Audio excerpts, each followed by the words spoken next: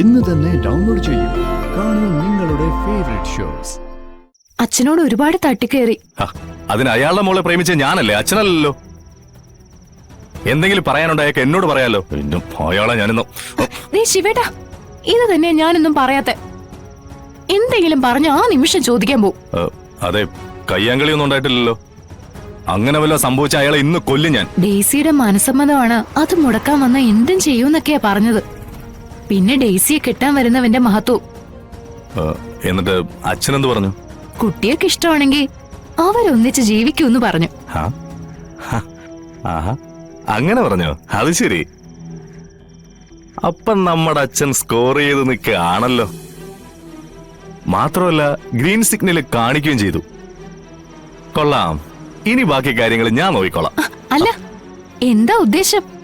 ഞാൻ കേട്ടത് പറഞ്ഞെന്നേ ഉള്ളൂ. അതെ, സമ്മതിച്ചു. അത് തന്നെ ഞാനും പറഞ്ഞത്. എന്ത്? പച്ചക്കൊടി കാണിച്ച സ്ഥിതിക്ക് ഞാൻ എന്റെ വണ്ടി മുന്നോട്ടെടുക്കുകയാണെന്ന്. അല്ല, അത് പിന്നെ അത് ഞാൻ എടുത്തിടി വേണേ.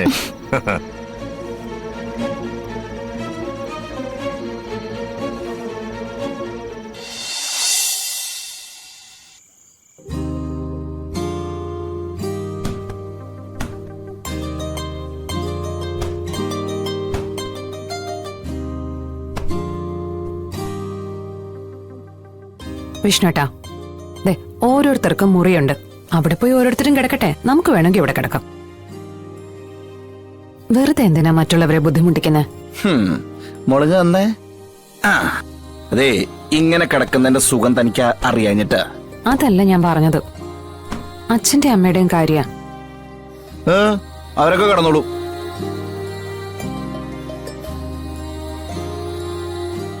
ഹായ്.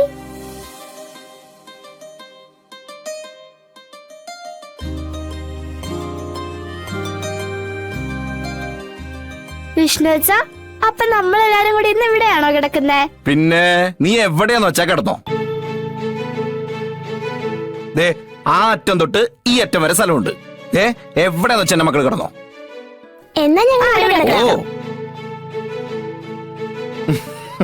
അതെ, എന്റെ മക്കള് കിടക്കുന്നതൊക്കെ കൊള്ളാം, പക്ഷെ കിടന്നോടത്ത് കിടന്നോളും. കിടന്ന് ഓടി കളിക്കരുത്. അച്ഛനൊക്കെ എവിടെയാ കിടക്കുന്നേ?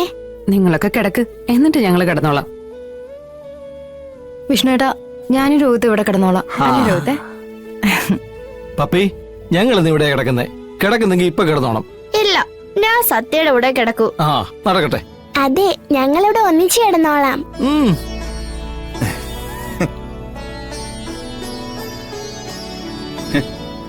ആഹാ, കൊള്ളാലേ.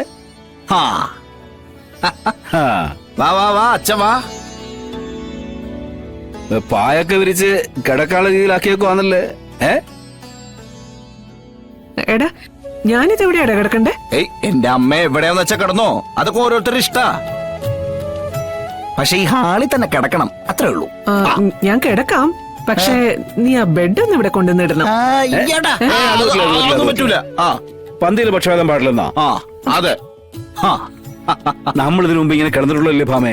എന്റെ രാഘവേട്ട, അന്ന് മുറികളൊന്നും ഇല്ലായിരുന്നു. ഇന്ന് അങ്ങനെയാണോ? എല്ലാ മുറികളിലും എല്ലാ സംവിധാനങ്ങളും ഉണ്ട്.